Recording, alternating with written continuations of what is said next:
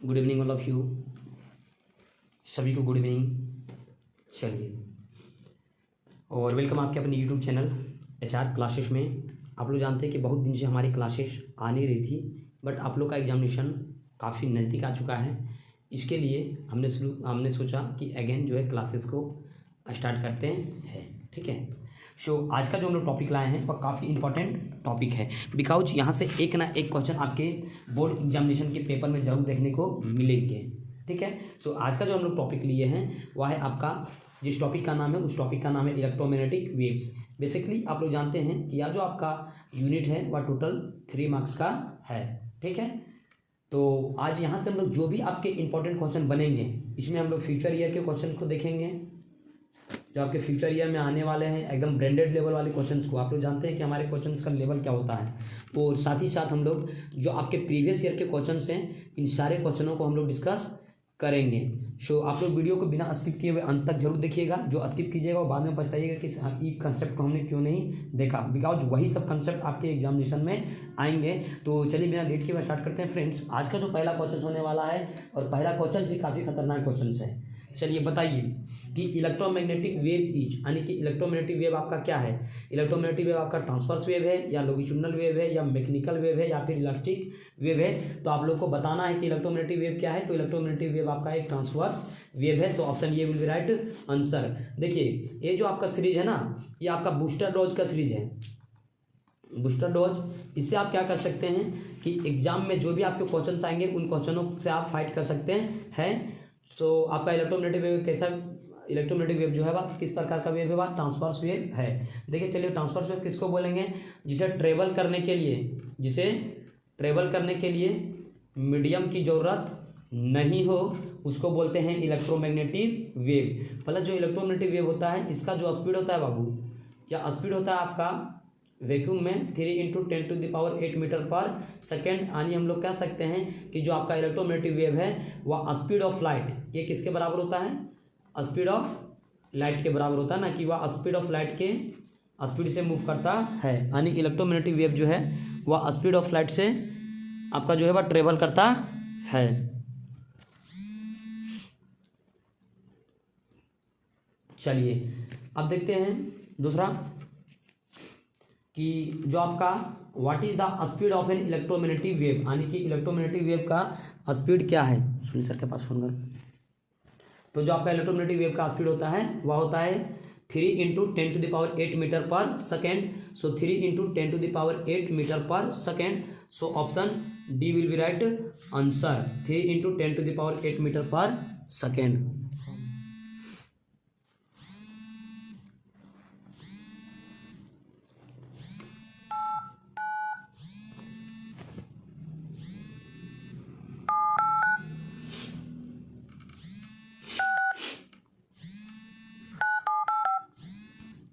बात करो, बोलो सर, जल्दी बात करो, जल्दी करो। या जो आपका स्पीड होता है वह होता है 3 × 10⁸ मीटर पर सेकेंड, और इसको जो हम लोग जनरली डिनोट करते हैं वह होता है 1/√μ0 टाइम ऑफ एप्सिलॉन नॉट, जहाँ पर आपका μ नॉट क्या है, एब्सोल्यूट परमिबिलिटी, और एप्सिलॉन नॉट क्या होता है, एब्सोल्यूट वीडियो बना रहा सर, परमिटिविटी। ठीक है, चलिए देखते हैं फ्रेंड, जो आपका नेक्स्ट क्वेश्चन है कि speed of electromagnetic wave in free space is, यानी कि जो आपका इलेक्ट्रोमैग्नेटिक वेव है उसका फ्री स्पेस में उसका स्पीड क्या होता है। सो वह जो होता है वह 1/√μ0 time of epsilon naught. So option C will be right answer. काफी इंपॉर्टेंट क्वेश्चन है फ्रेंड्स, पहला नंबर क्वेश्चन, और जो आपका 3rd नंबर क्वेश्चन है वह काफी इंपॉर्टेंट है, कई बार चेक एग्जामिनेशन में पूछा गया है। सो इसे जरूर कर लीजिएगा। चलिए देखते हैं फ्रेंड्स, जो आपका नेक्स्ट क्वेश्चन है, और आप लोग यहाँ से देख सकते हैं कि 1/√μ0 एप्सिलॉन नॉट, ये जो होता है वह स्पीड ऑफ लाइट के बराबर होता है। ठीक है, जिसका मान होता है 3 × 10⁸ मीटर पर सेकेंड। तो आप लोग को पूछ सकता है कि 1/√μ0 टाइम ऑफ एप्सिलॉन नॉट का न्यूमेरिकल वैल्यू कितना होता है। तो आता है 3 × 10⁸ मीटर पर सेकेंड। चलिए देखते हैं फ्रेंड, जो आपका नेक्स्ट क्वेश्चन है तो आपका दिया हुआ है कि speed of electromagnetic wave in vacuum C, यानी कि जो स्पीड है इलेक्ट्रोमैग्नेटिक वेव का कहाँ वैक्यूम में वह कितना है सी है, परमिबिलिटी कितना है म्यू नॉट है, और परमिटिविटी कितना है एप्सिलॉन नॉट है। तो बताना है कि निम्नलिखित में से कौन सा इक्वेशन आपका सही है। वी नो दैट कि speed of electromagnetic wave in vacuum mu naught time of epsilon not का अंडर रूट अपॉन सी। अब क्या करते हैं दोनों साइड एक्सपायर कर देते हैं, तो हो जाएगा आपका 1 upon mu naught time of epsilon naught which is equal to C का एक्स वाई। और इसको सॉल्व करेंगे तो आपका आ जाएगा mu not epsilon not into C का X Y which is equal to 1, यानी कि mu naught time of epsilon not into speed of light का X Y is equal to 1। So option C will be right answer. कि निम्नलिखित में से जो आपका रिलेशन सही है वह है आपका mu not epsilon not into C x y बराबर 1। ये आपका प्रीवियस ईयर का क्वेश्चन है फ्रेंड्स, 2022 में पूछा गया है। देखिए यहाँ पर हम लोग केवल वही क्वेश्चंस को डिस्कस करेंगे जिससे आपके एग्जामिनेशन में जो मार्क्स को ऑब्टेन कर सकें। ठीक है, हम यहाँ पर हम लोग कोई फालतू क्वेश्चंस को नहीं डिस्कस करेंगे, केवल और केवल बीबीआई क्वेश्चंस को यहाँ डिस्कस कर रहे हैं। तो एकदम अंत तक देखिएगा वीडियो को, और अपने दोस्तों के पास वीडियो को जरूर शेयर कर दीजिएगा, क्योंकि यह जो लेक्चर होने वाला वह काफ़ी शानदार लेक्चर होने वाला है। तो चलिए देखते हैं फ्रेंड्स, जो आपका नेक्स्ट क्वेश्चन है 5 नंबर क्वेश्चन, ये आपका सीबीएसई का प्रीवियस ईयर क्वेश्चन है फ्रेंड्स। इसमें पूछा है कि the phase difference between electric and magnetic field in the electromagnetic wave is, यानी कि जो फेज डिफरेंस होता है इलेक्ट्रिक फील्ड का और मैग्नेटिक फील्ड का इलेक्ट्रोमैग्नेटिक वेव में वह कितना होता है। So phase difference electric field और मैग्नेटिक फील्ड का जो होता है वह होता है 0। ठीक है, देखिए इलेक्ट्रिक फील्ड जो होता है वह आपका वेक्टर क्वांटिटी है। कैसा क्वांटिटी है, वेक्टर क्वांटिटी है। और इलेक्ट्रिक फील्ड का एसआई यूनिट होता है न्यूटन पर कूलम, या फिर इसी को बोलते हैं वोल्ट पर मीटर। जो आपका मैग्नेटिक फील्ड होता है यह भी आपका एक वेक्टर क्वांटिटी है। मैग्नेटिक फील्ड का एसआई यूनिट होता है आपका टेस्ला। ठीक है फ्रेंड्स, चलिए एक बात और जान लीजिए कि जो इलेक्ट्रोमैग्नेटिक वेव है, जो आपका इलेक्ट्रोमैग्नेटिक वेव है, इसका जो डायरेक्शन है, डायरेक्शन ऑफ प्रोपगेशन है, यानी कि जो मूव करने की जो दिशा होती है वह होता है ई क्रॉस बी, यानी कि parallel to E cross B. यानी कि इलेक्ट्रोमैग्नेटिक वेव का जो डायरेक्शन होता है मूव करने का वह होता है parallel to E cross B. काफ़ी इंपॉर्टेंट है, काफ़ी इंपॉर्टेंट, इसे जरूर आप लोग याद कीजिएगा फ्रेंड्स। चलिए अब देखते हैं फ्रेंड्स, जो आपका नेक्स्ट क्वेश्चन है, नेक्स्ट क्वेश्चन देखते हैं कि the magnitude of electric and magnetic field in an electromagnetic waves are related to. तो होता है आपका E naught upon B naught which is equal to C. So हो जाएगा आपका E naught is equal to C into B naught, यानी कि electric field is equal to speed of light into magnetic field. So option ये will be right answer, E not बराबर C into B not. काफ़ी important question है friends. और अभी आप लोग जानते हैं कि इलेक्ट्रोमैग्नेटिक वेव कैसा नेचर का होता है, ट्रांसवर्स नेचर्स का होता है। ट्रांसवर्स नेचर में क्या होता है कि इसे ट्रेवल करने के लिए कोई मीडियम की आवश्यकता नहीं होती है, या जो मूव करती है वह स्पीड ऑफ लाइट से मूव करती है।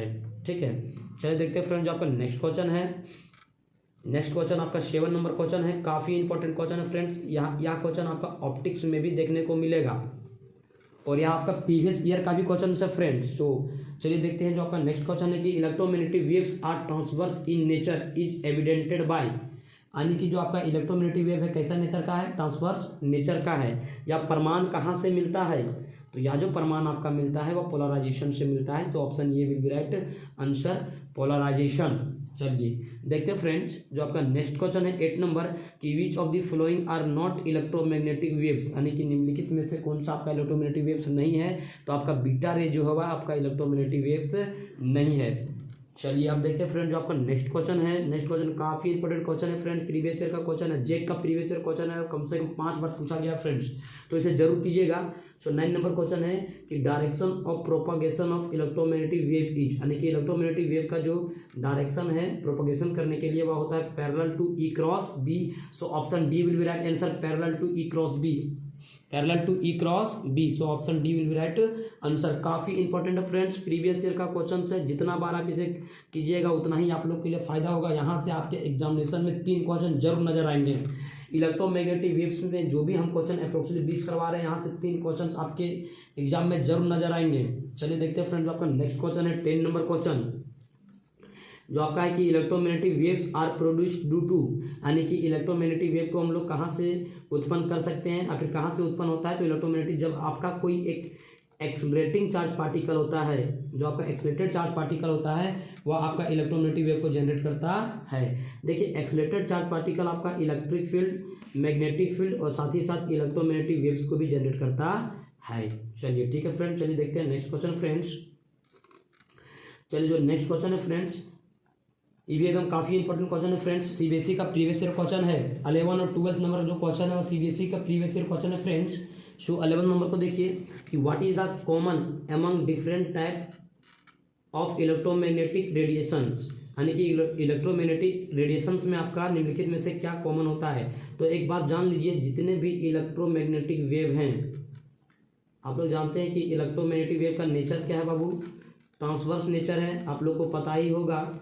और इसका जो स्पीड होता है वह होता है 3 × 10⁸ मीटर पर सेकेंड। तो सारे इलेक्ट्रोमैग्नेटिक वेव का जो स्पीड होता है वह होता है 3 × 10⁸ मीटर पर सेकेंड, यानी कि जो सारे इलेक्ट्रोमैग्नेटिक वेव्स है सभी में एक ही चीज़ आपका कॉमन मिलेगा, वह क्या मिलेगा, स्पीड। क्योंकि फ्रीक्वेंसी सभी का अलग अलग होता है और वेवलेंथ भी सभी का क्या होता है, अलग अलग होता है। सबसे अधिक वेवलेंथ जो होता है, अगर कलर की बात करें तो रेड कलर में होता है, और अगर इलेक्ट्रोमैग्नेटिक वेव में बात करें तो वह होता है रेडियो वेव का। किसका होता है, रेडियो वेव्स का। और सबसे अधिक फ्रीक्वेंसी का बात करें, यानी सबसे अधिक फ्रीक्वेंसी का बात करेंगे तो होगा आपका गामा रेज। वीडियो के लास्ट में हम बता देंगे कि कैसे आप लोग को याद रखना है इसके सीक्वेंस को। चलिए अब जो नेक्स्ट क्वेश्चन है फ्रेंड, 12 नंबर क्वेश्चन कि from which layer of atmosphere radio and microwaves are reflected back, यानी कि कौन सा जो लेयर है जहाँ से हमारे जो रेडियो वेव्स है और माइक्रोवेव्स है वह रिफ्लेक्ट करते हैं। तो वह जो आपका है वह है आपका आइनोस्फीयर से। वह कहाँ से आता है रिफ्लेक्ट, आइनोस्फीयर से। देखिए जो आपका स्ट्रेटोस्फीयर होता है, इसमें जो आपका टेम्परेचर होता है ना, या क्या होता है, कांस्टेंट होता है। स्ट्रेटोस्फीयर में होता है टेम्परेचर कांस्टेंट, जिसके कारण यहीं पर आपका एरोप्लेन वगैरह उड़ता है। तो एरोप्लेन उड़ने के लिए जो सबसे बेस्ट आपका जो एटमॉस्फेयर है वह है आपका स्ट्रेटोस्फीयर। ठीक है, चलिए देखते हैं फ्रेंड्स जो आपका नेक्स्ट क्वेश्चन है। चलिए नेक्स्ट क्वेश्चन जो 13 नंबर क्वेश्चन है फ्रेंड्स, ये आपका एम्स में आया हुआ है क्वेश्चन से फ्रेंड्स, और काफ़ी इंपॉर्टेंट क्वेश्चन है। ऐसा क्वेश्चन सभी तक जेक में नहीं पूछा है, लेकिन जिस दिन पूछेगा उस दिन सभी स्टूडेंट मार खाएंगे। सो इसलिए हम लोग बोले थे कि इसमें हम लोग फ्यूचर ईयर को भी कवर करेंगे। तो चलिए देखते हैं 13 नंबर क्वेश्चन फ्रेंड्स कि VG and VM are the speed of gamma ray, X ray and microwaves. देखिए VG आपका गामा रे है, यहाँ पर कॉमा होगा, x मतलब जो वेलोसिटी है एक्सरे का, और m है आपका माइक्रोवेव्स का। तो बताइए कि निम्नलिखित में से कौन सा सही है। देखिए एक होता है सीरीज याद रखिए Gx UV IMR। देखिए G4 होता है गामा रे, लिखते जाइए, यहाँ लिख देते हैं G4 gamma ray, X4 x ray, U4 ultraviolet रे, V4 विजुअल रे, I4 इंफ्रारेड रे, M4 माइक्रोवेव और R4 रेडियो वेव। इस सीक्वेंस, यह जो सीक्वेंस है वो काफ़ी इंपॉर्टेंट है। देखिए अगर आप गामा से रेडियो वेव की ओर चलेंगे, यानी G से यदि आप R की ओर चलेंगे, तो इसका जो वेवलेंथ है वो क्या होगा, इंक्रीज करेगा। वेवलेंथ क्या करेगा, इंक्रीज करेगा। लेकिन यदि आप गामा से रेडियो की ओर चलेंगे तो इसका जो फ्रीक्वेंसी है वह डिक्रीज करेगा। देखिए गामा से कम फ्रीक्वेंसी होगा एक्सरे का, एक्सरे से कम फ्रीक्वेंसी होगा अल्ट्रावायलेट रे का, और अल्ट्रावायलेट से कम रहेगा विजुअल का, और विजुअल से कम रहेगा इंफ्रारेड का, और इंफ्रारेड से कम रहेगा माइक्रोवेव का, और माइक्रोवेव से कम रहेगा रेडियो वेव का। या फ्रीक्वेंसी हो गया। लेकिन यदि बोलेगा कि सबसे अधिक वेवलेंथ किसका है, तो G से R की ओर जाएंगे तो वेवलेंथ बढ़ता है, यानी रेडियो का सबसे अधिक वेवलेंथ है, और सबसे कम वेवलेंथ गामा का। सबसे अधिक फ्रीक्वेंसी गामा का और सबसे कम फ्रीक्वेंसी रेडियो का। तो एक बात बोलें कि यहाँ पर जो भी आपके इलेक्ट्रोमैग्नेटिक वेव्स हैं सारे में जो सारा का स्पीड क्या होता है, सेम होता है, यानी सभी का स्पीड 3 × 10⁸ मीटर पर सेकेंड होता है वैक्यूम में, यानी कि जितना आपका गामा रे का स्पीड होगा उतना ही आपका एक्सरे का होगा और उतना ही आपका माइक्रोवेव का होगा। So option D will be right answer की velocity of gamma ray is equal to velocity of X ray which is equal to velocity of microwave. चलिए देखते हैं फ्रेंड जो आपका नेक्स्ट क्वेश्चन है। नेक्स्ट क्वेश्चन भी एकदम ब्रांडेड लेवल का क्वेश्चन है फ्रेंड्स, ऐसे क्वेश्चंस आपके बेसिकली आपके एग्जाम में पूछे गए हैं। तो चलिए देखते हैं 14 नंबर क्वेश्चन फ्रेंड्स कि frequency order of gamma rays, X ray, UV rays are A B and C, यानी कि गामा रे का आपका फ्रीक्वेंसी रेंज है ए, एक्स रे का है बी और यूवी का है सी। तो बताइए कि निम्नलिखित में से कौन सा रिलेशन आपका सही है। तो गामा दिया है, एक्स दिया है, यूवी दिया है, गामा एक्स यूवी, तो सबसे अधिक फ्रीक्वेंसी किसका है बाबू, गामा का, यानी ए सबसे अधिक होगा। उसके बाद देखिए उसके बाद है आपका एक्सरे, यानी गामा का सबसे अधिक है लेकिन उससे कम है आपका एक्सरे का, यानी कि एक्सरे से बड़ा होगा गामा रे का। और लास्ट आपका क्या दिया है, यूवी रे, तो यूवी रे गामा रे से छोटा होता है, यानी कि जो सी हो जाएगा, यानी कि जो ये जो है वह बी से बड़ा रहेगा, यानी कि गामा रे का जो फ्रीक्वेंसी है वह एक्सरे से बड़ा रहेगा और एक्सरे का जो फ्रीक्वेंसी है वह अल्ट्रावायलेट रे से बड़ा रहेगा। So option B will be right answer. ठीक है, इसमें और भी आपके पूछ सकते हैं, जैसे मान लीजिए दे दिए गामा रे, इंफ्रारेड रे और अल्ट्रावायलेट रे दे दिया, तो उस प्रकार से आप लोग देख लीजिएगा। चलिए देखते हैं फ्रेंड जो आपका 15 नंबर क्वेश्चन है। एक सेकेंड वेट कर लेते हैं। 15 नंबर क्वेश्चन काफ़ी इंपॉर्टेंट है फ्रेंड्स कि dimension of mu naught into epsilon naught each, यानी कि मी नॉट और अपसलन नॉट का डायमेंशन क्या होता है। तो अभी जस्ट हमने बताया कि 1/√, mu naught into epsilon naught which is equal to C. C आपका क्या है, स्पीड ऑफ लाइट। यदि इसको एक्सपायर कर दे बाबू तो आपका आ जाएगा मी नॉट इंटू अपसलन नॉट का होल एक्सपायर हो जाएगा, नहीं बराबर सी का एक्सपायर। यहाँ पर हम लोग को किसका निकालना है, मी नॉट अपसलन नॉट का, तो इसको हम लोग 1/c एक्सपायर लिख सकते हैं। सी आपका क्या है, स्पीड ऑफ लाइट है, तो हो जाएगा L(T⁻⁻1) और एक्सपायर है तो 2 दे देंगे, यानी हो जाएगा L⁻2 T⁻2, यानी हो जाएगा L⁻2 और T⁻2। सो जो डायमेंशन होगा मी नॉट इंटू अपसलन नॉट का वह हो जाएगा L⁻2 और T⁻2। So option D will be right answer. काफ़ी इंपॉर्टेंट है, काफ़ी इंपॉर्टेंट, रिवीआई कर लीजिए, प्रीवियस ईयर का क्वेश्चन भी है। आइए सर,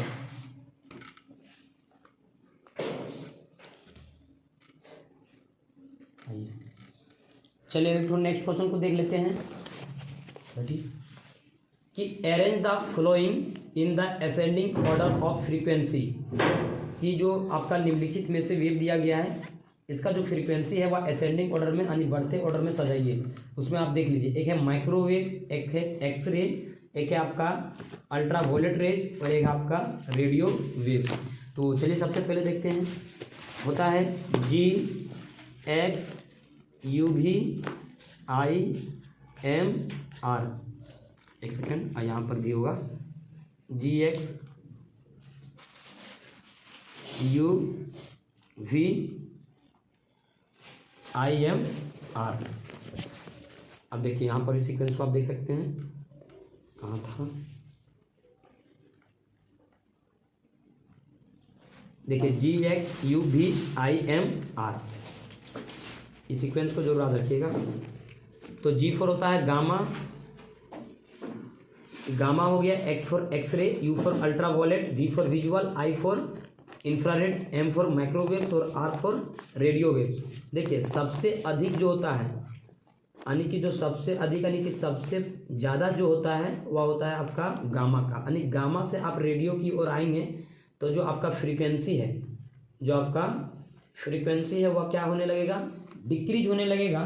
तो देखिए सबसे अधिक दिया हुआ एक माइक्रोवेव, माइक्रो एक्स, तो माइक्रो खोजिए, माइक्रो से ज़्यादा होता है एक्सरे का ना, सॉरी ये गामा रे है, गामा है, तो गामा का सबसे अधिक, तो गामा को ऊपर लिख देते हैं, माइक्रो आपका नीचे नीचे लिख देते हैं। उसके बाद अल्ट्रावायलेट, तो देखिए गामा के नीचे है आपका अल्ट्रावायलेट लेकिन माइक्रो के ऊपर है ना, तो गामा के नीचे लिख देंगे यूवी।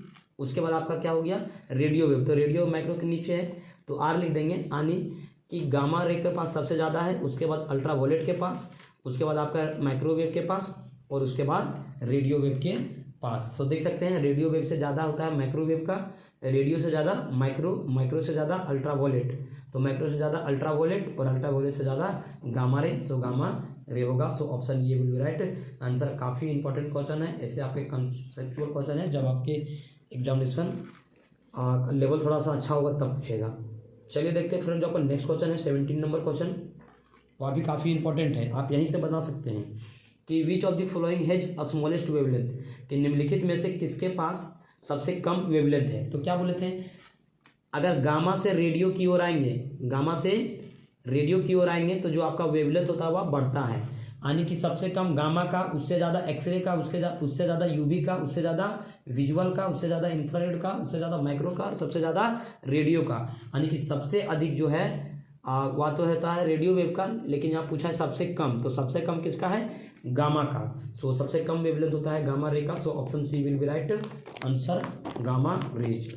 चलिए देखते हैं फ्रेंड, जो आपका नेक्स्ट क्वेश्चन है 18 नंबर क्वेश्चन आपका 2022 में पूछा गया है कि which of the following is not transported by electromagnetic waves, यानी कि निम्नलिखित में से कौन सा फैक्टर है जिसे इलेक्ट्रोमैग्नेटिक वेव के द्वारा ट्रांसपोर्टेड नहीं किया जाता है, तो वह होता है आपका charge. So option D will be right answer, charge. चलिए इलेक्ट्रोमैग्नेटिक वेव से जो भी आपके इंपॉर्टेंट क्वेश्चन थे फ्रेंड्स, यहाँ पर हमने सब डिस्कस कर दिया है। चलिए एक और कंसेप्ट बता देते हैं। अभी हमने बोला GX UV IMR।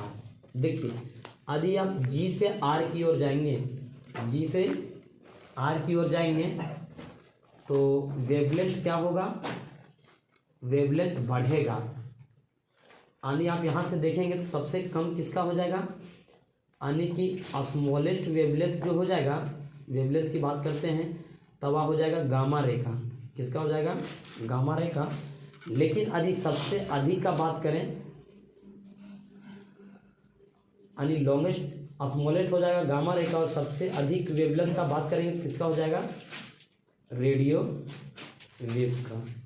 ठीक है, अब देखिए GX UV IMR, अगर हम लोग G से R की ओर जाएंगे, G से R की ओर जाएंगे तब जो फ्रीक्वेंसी है वह क्या होगा, डिक्रीज करेगा।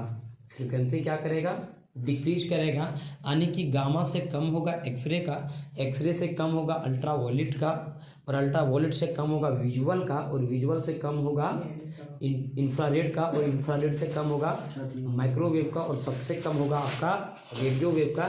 यानी यदि स्मॉलेस्ट वेव फ्रीक्वेंसी की बात करें, यानी कि जो सबसे कम फ्रीक्वेंसी है वह है आपका रेडियो वेव का। किसका है, रेडियो वेव का। लेकिन सबसे अधिक यानी कि हाईएस्ट फ्रीक्वेंसी की बात करें तो किसके पास है, गामा रेज के पास।